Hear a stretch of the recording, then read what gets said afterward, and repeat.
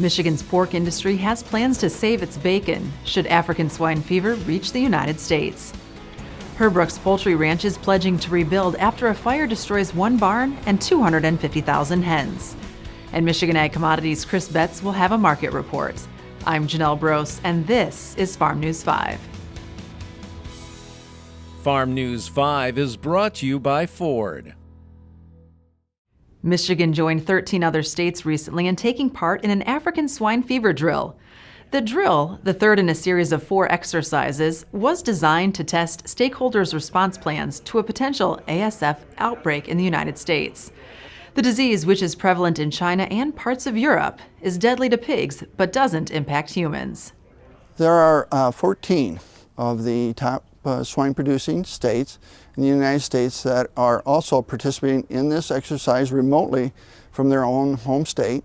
It is connected by video so that we have a chance to talk to each other and that, but it's all done remotely, and they're exercising their plan while we're exercising our plan here in Michigan. We've got a representative from a feed company at our table, and he's really concerned about making sure that the pigs have feed. How do you get feed into a farm if the farm is under quarantine? If you can't move things on or off the farm, how do we take care of those animals and make sure that we're treating them humanely? We talk about, moving people around. How do people get on and off the farm? If ASF did happen somewhere in the country, we would have a stop movement. And so you wouldn't be able to move any animals off your farm or onto your farm. And so with a lot of the way that the farms are today, they need that ability to move pigs as quickly as possible to the next phase of production. So just looking at logistics and trying to solve as many of these problems as we can today or in the near future before we actually have a crisis. Hopefully we won't ever need any of this information. One of the big takeaways of the drill was a need to improve communication to ensure all producers, regardless of size, know if there's an outbreak and what they need to do. We know where some of our large producers are, but we don't know where all our small producers are. And we don't know how much they're paying attention to this particular situation, and there needs to be more communication, and communication now, not when the disease actually would get here or get in the United States. We need to have that communication now and make people aware of it. The National Pork Board has a texting service that producers can sign up for voluntarily, and then that gives us the phone numbers that we would need to then contact producers and let them know that there's an emergency out there.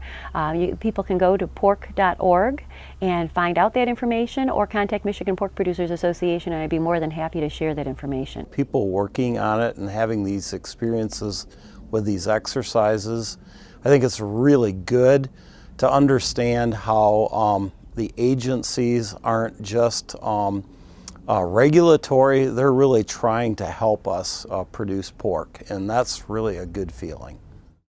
If you want a car from a company that's been building them for 115 years, get a Ford. If you want a car with driver assist technology, get a Ford. You're gonna want a Ford. Salmon in the Classroom is a year-long natural resources education program in which teachers receive fertilized salmon eggs from a DNR fish hatchery in the fall, hatch them, feed and raise the fry through the spring, then release the young salmon into a local river. Everyone needs a Ziploc bag. You are then going to come to me, and you are going to get your fish. All of your fish need to be measured prior to them being released. Please account for every single fish. 8th graders from Fulton schools in central Michigan released Chinook salmon into Fish Creek in Hubbardston on April 26th. Following the fish release, students collaborated with DNR, DEQ, and Sea Grant biologists to conduct streamside labs. That's a dam supply. We now do a number of things where kids are building graphs with the populations of macroinvertebrates. They're working with a guy from the DEQ down there right now, Mr. Goodwin, and they're identifying the different species of macroinvertebrates in the creek. We've also got them doing some things with correlation versus causation. They're measuring sediment size throughout the width of the river. And so they're looking at the overall flow rate in different sections of the river, and then what does the average sediment size look like in that area. And that helps them to kind of get a better picture of this idea of causation versus correlation.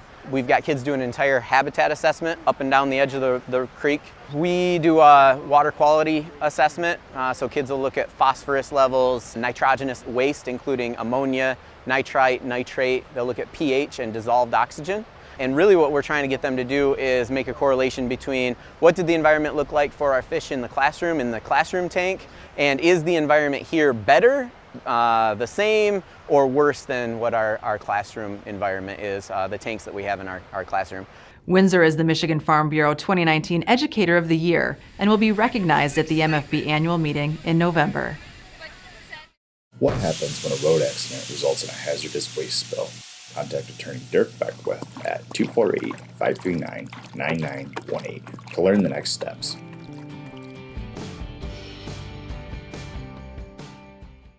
Ensuring impacted groups have the latest and most relevant information on bovine tuberculosis is the goal of 2 upcoming meetings.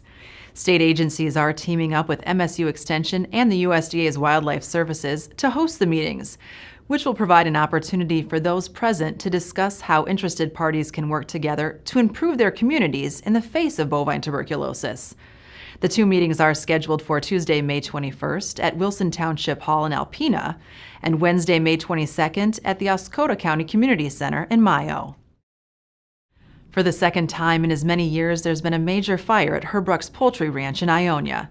The fire began Tuesday night. No people were hurt, but the blaze did destroy 1 barn and approximately 250,000 hens inside. In a statement released Wednesday, Herb Herbruck says they plan to rebuild. The cause of the fire is under investigation. And now with a look at the latest market activity, here is Michigan Ag Commodities' Chris Betts. Thanks, Janelle. Trade seems to finally be paying some heed to planting delays in the U.S., as corn has been firmer this week and beans have felt pressure. Corn is still within striking distance of contract lows, however, as the bulk of the U.S. crop can be planted in a very tight window. Still, the weather outlook looks wet for much of the Midwest, which should lend further support for corn in the near term. Soybeans will be pressured by further corn delays, as well as a lack of a trade deal with China. A record U.S. carryout is all but certain regardless of a trade deal ahead of harvest. Commercial and on-farm storage will be stretched going into harvest, which will pressure basis through the summer and into the fall. The hard red winter wheat tour wrapped up on Thursday of this week and confirmed big yield potential in the plains. Soft red areas in the northern Midwest will continue to show deteriorating conditions like Michigan, where harvested acres is a big question mark. For more market information, go to michag.com. With Michigan Agricultural Commodities, I'm Chris Betts. For more news and video, visit MichiganFarmNews.com and the Michigan Farm Bureau channel on YouTube. With Farm News 5, I'm Janelle Brose. Have a great week of farming.